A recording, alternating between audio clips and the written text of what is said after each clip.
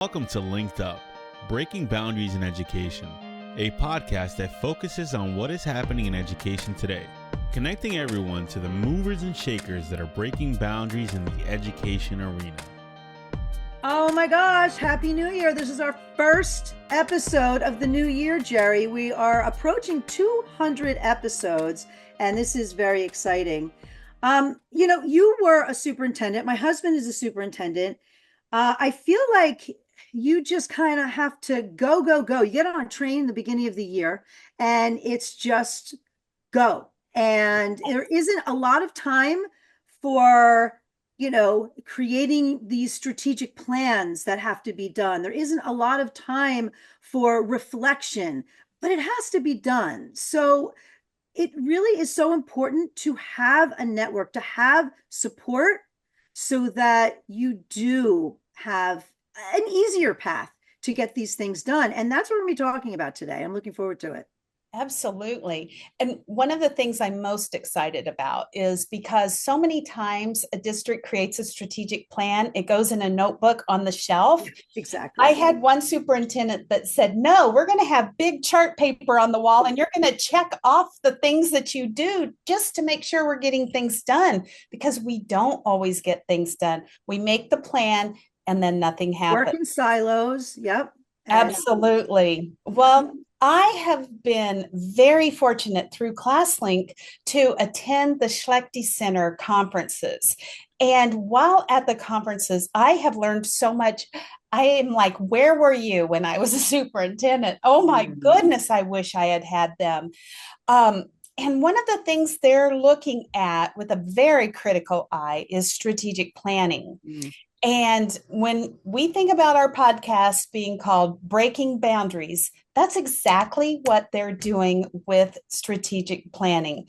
So today we have three guests, two from the Schlechty Center, George Thompson and Steve McCammon.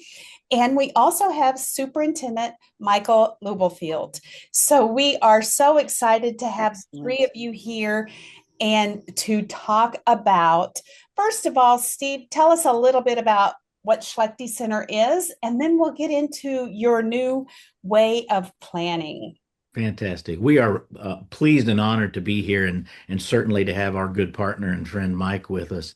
I'm the president and CEO of the Schlechty Center, also was a client, which will be really important in the conversation from way back in 2000. Just as a quick aside, when we did our, it wasn't called Strategic Change Agenda at the time, which is our unique approach. Our superintendent at the time said, our strategic plans in the past had been dust catchers, not dust busters, and he really wanted something that would come alive and really be organic and interactive and really make a difference. And so I've sat in the seat and actually used these frameworks and tools. The Schlechty Center is a nonprofit organization. We're over 30 years old. Our founder was Dr. Phil Schlechty. You can, if you haven't read any of Phil's books, I encourage you to do so. We lost Phil, interestingly, 10 years ago this week. We lost Phil, and the center has continued to make a difference around his name and his thinking. And when you think about someone passing in 10 years, it's real interesting that it just really shows you how Phil was always 10 to 15 to 20 years ahead of that curve of thinking differently. And you're going to learn our strategic change agenda is a huge platform that we help people look at the whole system and about creating capacity to say, it's one thing to say we want to change things and we want to do things differently, but as my good friend and colleague George Thompson is going to help you explore, we're more about measuring something different than a lot of plans don't. And that is, it's one thing to say you want a new directional system. It's one thing to say you want to go there, but what capacity exists to even dream about doing that? So we really focus on helping you determine the capacity of the organization to make that change. The Schlechty Center, we are so pleased to have ClassLink as a partner, as you mentioned, of both our Schlechty Center Superintendent Leadership Network And I'm also the executive director of the National Superintendents Roundtable. And thank goodness for that, because that's how we met Dr. Leubelfeld through the roundtable. We work from the classroom to the boardroom, from the boardroom to the classroom. We have superintendent networks, about 160 superintendents in total. We have National Standard Bearer School District Network, and we go in and work with teachers on professional learning and principals on what it means to be a leader of leaders, etc. So I'm not going to take a whole lot of time. I wanted to bring the face of the organization in and really tee up the conversation. We thought it was real strategic. George Thompson has written a white paper around our unique approach. He's been working on for years as a former president of the center. He is our expert in the field. He has a lot of really grassroots experience with this process. And then again, he led the work with Mike in Mike's district. And so we think we have some great resources. With that, I'm going to step back and invite our colleagues to interact with you, Jerry and Jamie. Thank you for the opportunity. All right. Thank you. And George? Yeah, well, I'm going to introduce you to the strategic change agenda, but a little bit of background. For many years, we expressed a lot of frustration with traditional strategic planning. Not that we're opposed to it, it's just that much of our work, all of our work, is focused on transforming organizations or helping leaders transform their organizations from a bureaucracy into something that looks more like a learning organization. A lot of the focus in schools is on compliance, and our focus is more on engagement. We feel if your kids are engaged and your staff are engaged and your community is engaged, then a lot of those compliance issues will take care of themselves. So we were looking to design a process that was less about fixing problems that are rooted in the past and more about creating a future orientation. And so the strategic change agenda, and the reason we call it strategic is because that signifies the future, that this is a process that's very much about creating a future focus and change, because we're living in a world of change, and we all know that. And agenda kind of, that's the direction. And so most of the districts still call it a strategic plan. We don't care what they call it, but the process is very much future focused. Not a lot of emphasis on operations or on action planning. The traditional strategic plans put a lot of emphasis on developing action plans that we think should be developed not by a stakeholder team, but by the people who are going to be held accountable for the successful implementation of those actions. So that would be your cabinet, that would be your principals, that would be those who are your department heads, et cetera. And so strategic change agenda falls more on the aspirational side than it does on the operational side. And also attends to assessing the capacity of the organization, almost like a formative assessment for the district. You know, where do we have capacity to successfully accomplish what it is we're trying to accomplish, and where do we need to build capacity or develop capacity? And so the frameworks that Steve talked about, one of those frameworks is a system capacity standard framework, which really depicts the attributes of a school system that's truly focused on students and on student engagement, and that is more like a learning organization than a bureaucratic entity. So the other part, a couple other things I want to say about it. One is that it's really context specific. The context really matters, and for that reason, it's a process that can be customized. We don't just follow an algorithm. We try to have an understanding of where the district is, and there are many districts that don't need a new strategic plan. They may want a revision of an existing plan. Districts like Mike Leubelfeld's district, very clear about their direction. They were not interested in going in a different direction. They'd just gone through a serious process and looking at succession planning for whenever the time comes that Mike's going to be leaving. And they weren't interested in creating a new direction, but they were very much interested in where they needed goals that would be goals that would help address future changes, future challenges, and future opportunities. And so sometimes we use the process to revise a strategic plan. Sometimes there's a new superintendent in a district where they don't have a clue where they're going, and they need to establish a direction. And there's other times when districts they're very clear about the direction, and they need leadership to help move in that direction. So context really matters.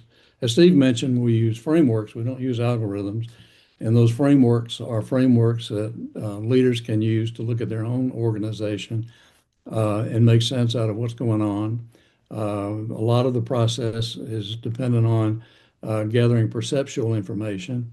So when we gather teams together, and we do start off with a stakeholder team, a broad-based stakeholder team, and we put them in mixed role groups, and they use these frameworks to have conversations and see if they can reach consensus about where we have capacity and where we do not have capacity. So a tremendous amount of data is an automated process. Tremendous amount of data is gathered as a part of that. They also, while we are future focused, we understand the past is important. Our process is kind of built on an equation: the past plus your vision of the future equals the present. And so we lead them through a process of identifying the defining moments in the organization, looking back and those things that happen. And sometimes they're unpleasant things, but they help define who you are. And it's important for the audience to have some understanding of those events, because later, the district is going to be looking at tradition and which traditions do we need to hold on to, and which traditions perhaps are working against us being able to accomplish what it is that we're trying to accomplish. So we move from large group to small group. The large group is a broad-based group. It includes community and citizens, includes the teachers, includes the union where needed. It includes principals, and it also includes students. And one of the things I hope Mike talks about is he had a large group of students who participated in the process, and they were extraordinary. And they, as you might expect, they tell you the truth. They do. They do. The challenge is asking them just asking the right question, and you get all kinds of wonderful information. His students were so adept at this, I even suggested that they needed to create their own podcast. And focus needed to be on the curriculum, because when asked a question, they could articulate, exactly what was working, what was not working, what was engaging, what was not engaging. And then Steve had a lot of great conversations with them about technology and how technology was used in ways that increased engagement, and how technology perhaps should not have been used. And then the final thing I'll say is that this process is really invitational to the board. A lot of strategic planning kind of creates a wall between the board and the process. And from our point of view, we believe the board's role is in setting the direction of the school district with the superintendent. Right. And so this is a process that's all about setting direction. And so they need to participate in it. But we do need to clarify their role in that participation. They can be in the discovery process. They can participate along with other community people who are part of the process. But they need to be guarded in the sense that at some point, the superintendent is going to make a recommendation about the adoption of goals. So everything is a draft statement until it gets to the board. But the more the board knows about the process, and the more they are privy to the data that's gathered, and they have access to the automated data, then I think it makes it a lot easier for the board to approve what it is that the superintendent recommends. North Shore was a sterling example of this process, and they did some really good work there. Well, I'm excited to hear the story of North Shore. So, Michael, yes. Let's jump into it.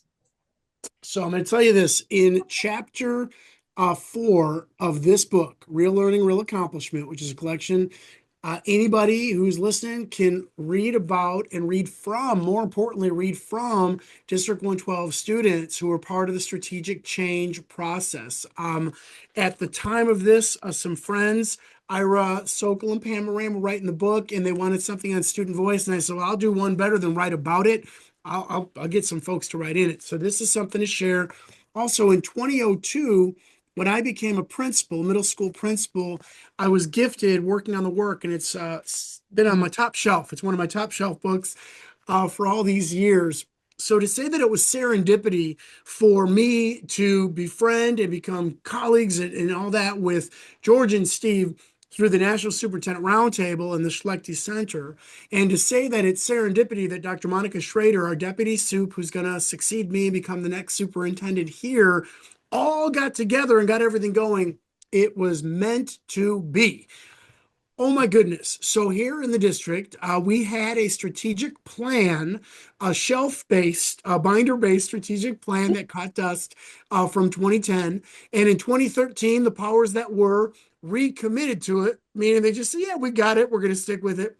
And in 2016, they said, gosh, there's so much going on. We're just going to say it's fine. I became superintendent. It's a true story. Not disparaging anybody. It is what it is what it was.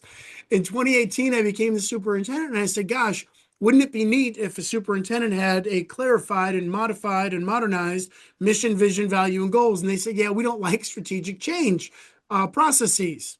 And I said, "Well, no one does."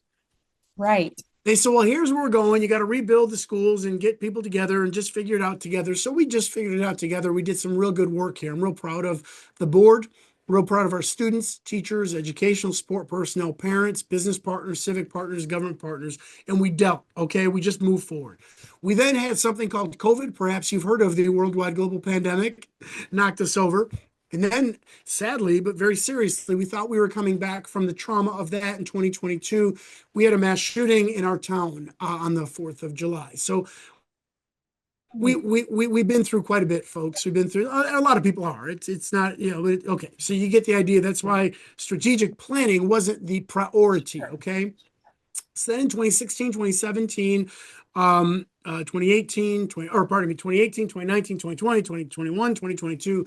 In 2023, we were talking and we mentioned, that I was retiring. And they're like, what? I'm like, yeah, it's all good. So they could have done an intergalactic search with Battlestar Galactica, or they could have searched and selected our deputy superintendent, Monica. They chose wisely.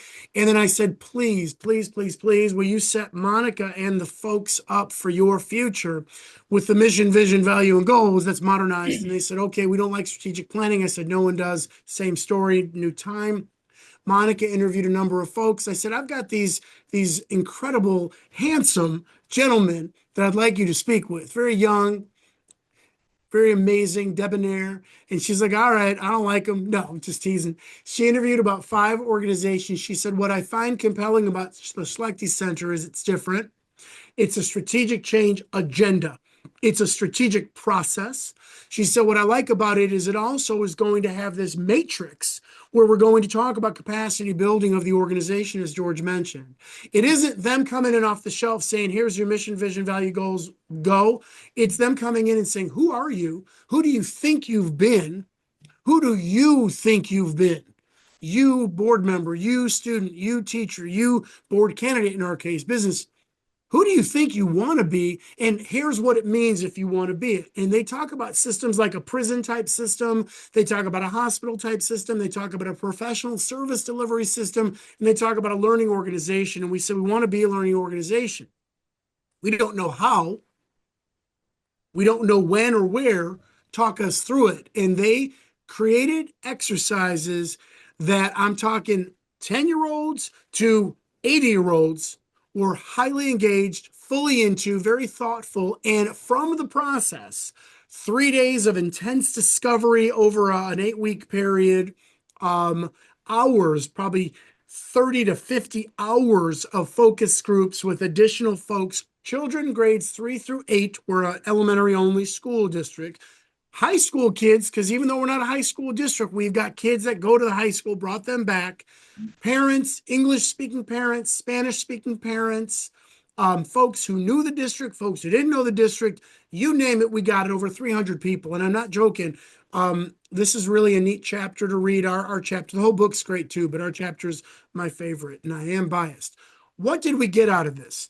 A mission, a vision, 6 value statements, and 3 goals that are understandable, digestible, actionable. And you've got a new superintendent coming in with an incredible team, two new board members, so an entirely different board. One of the candidates was part of the process, which was really helpful. Oh, good.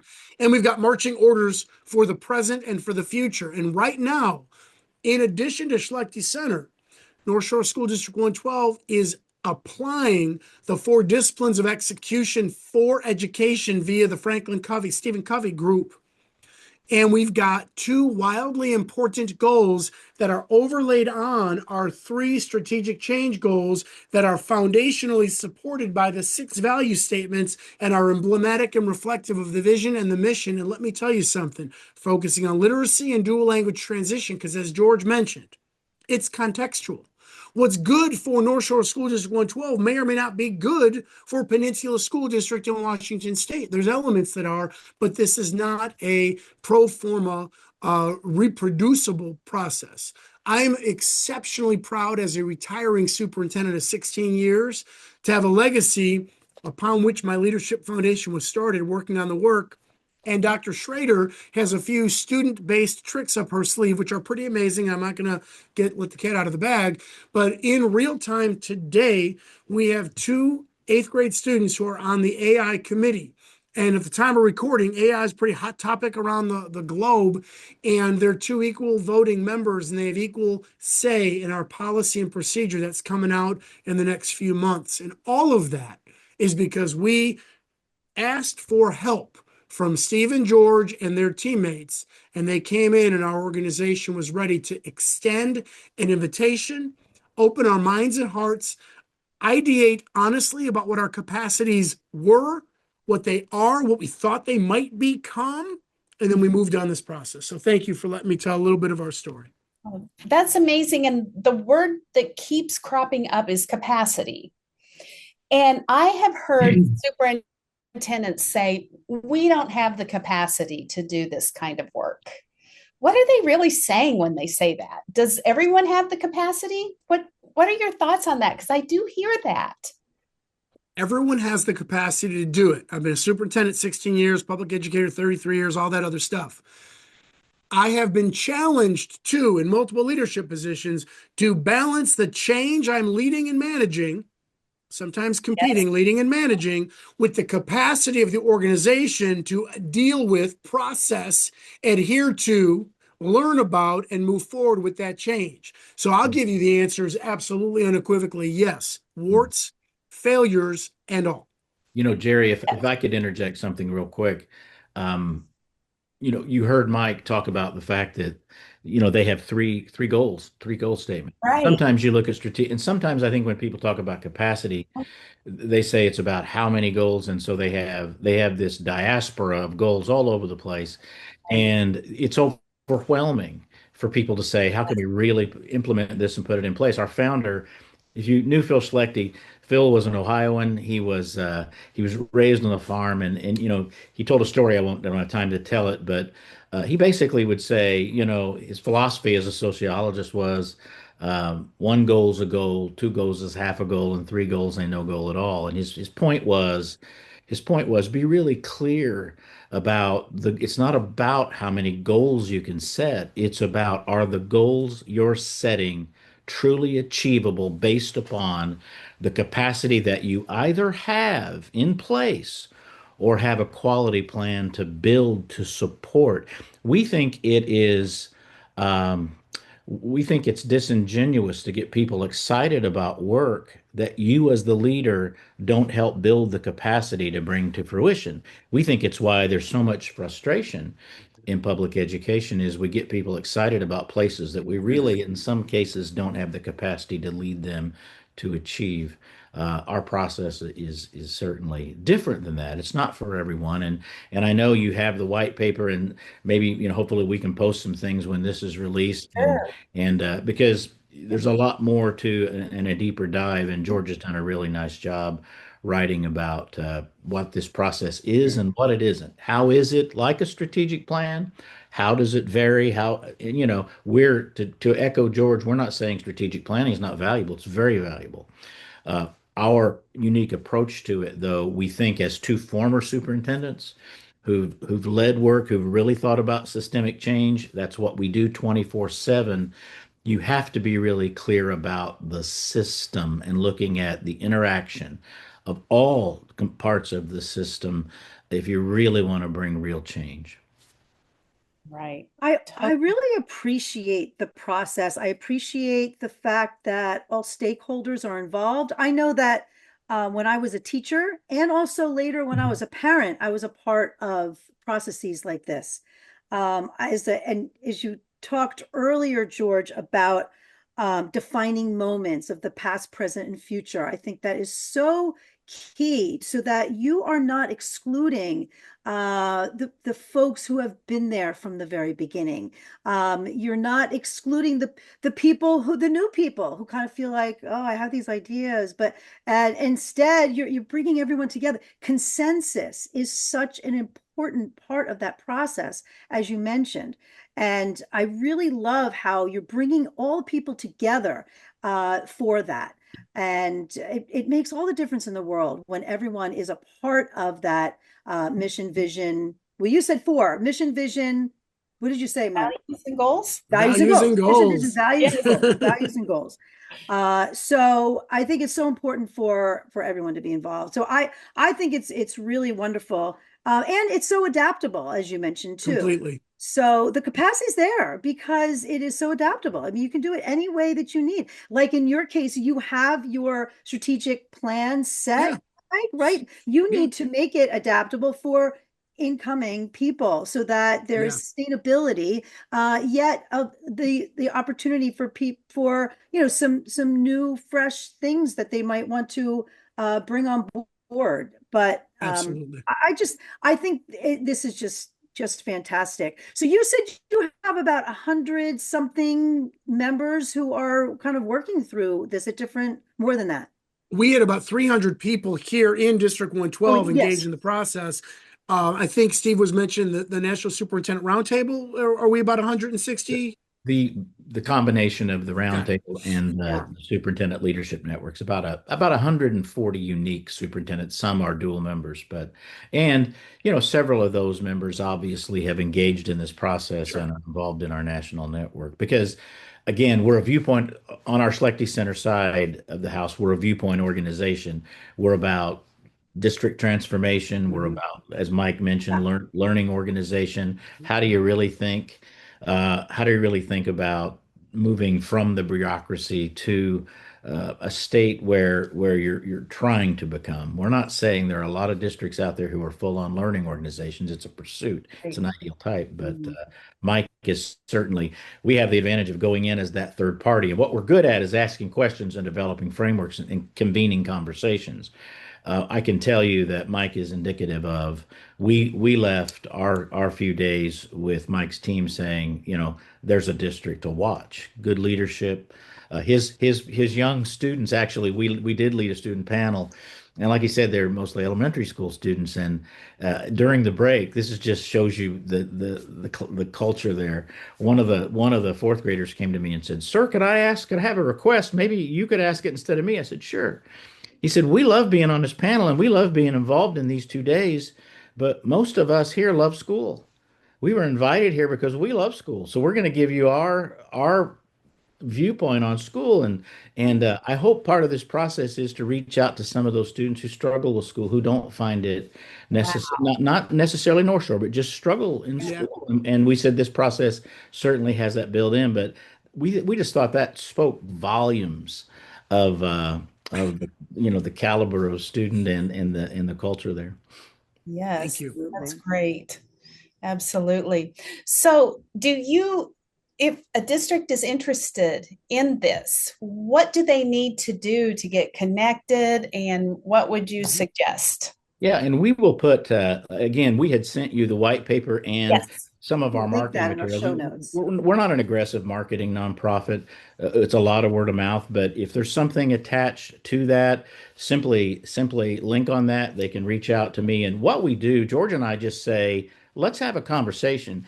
In that conversation on a Zoom call, we may say, we may not be the best choice for you based upon what you need and where you're going. But for those places that we have a really, really good track record. And so our website is www.schlechtencenter.org. Try having that in your email and in your Facebook site. But hopefully that'll be attached to this podcast for some information. And we'd love to have a conversation. Absolutely. And one of the great things and a value, I think, is that if you're a member of the Schlechty Center, you come together with colleagues from all across the nation, and you can all talk about these things that you're doing and inspire, lift each other up. And when one of us sees the other one being successful, it kind of lights a fire for the rest of us to be successful. Absolutely. Yeah. There's never been a greater need for networking and support in the office of the superintendency as right now. Right. Agreed. Amen. So yes. It really is so important. So it's such a blessing that you have this opportunity for people to stay connected and to learn from each other and grow together. It's terrific. Speaking of lighting a fire, Jerry, your book is great. Really Yes, it is. Oh, thank you. It is. It is outstanding. Yes, it is. Thank you very much. And thank you all for being here today. This was a great conversation. I think it piques people's interest. I want to say one thing in the white paper that I read, George, that I just went, okay, you hit the nail on the head. You were talking about a ship. You went to see how they were building ships.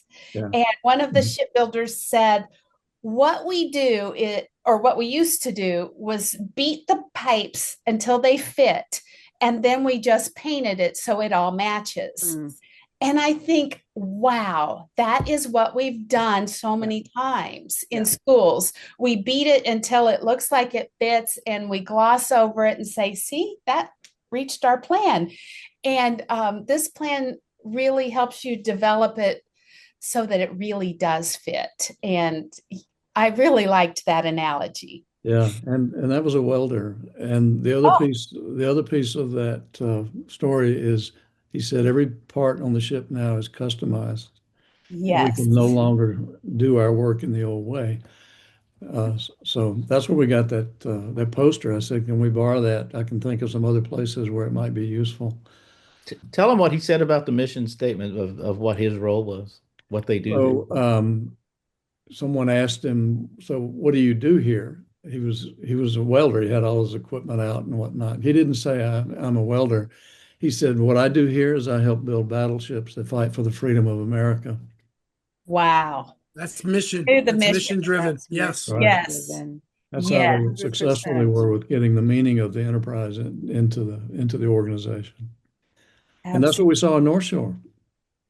That's what we heard from kids and parents and teachers, and it's an amazing story there. Oh, We sure appreciate the opportunity to have a conversation, and we're thrilled we could do it with our good friend and colleague, Mike. I'm proud to be here. And literally, these folks help you push boundaries in a really professional and thoughtful way. And I've got to tell you, we've got from students to board members respected the process, admired the process, and are engaging in an actual live strategic change. It's an agenda. It's our agenda to change productively. And we're grateful. Yeah. Thank you. it sounds amazing. Well, thank you so much for being here. Such a great community building approach. Yes. Thank you. Yeah. Oh, yeah. Yes. We're And we'll put fortunate. the resources in the show notes so that people can find them. Thank you for listening. And if you would like to stay linked up, be sure to follow us on Apple and Spotify, and subscribe to us on YouTube.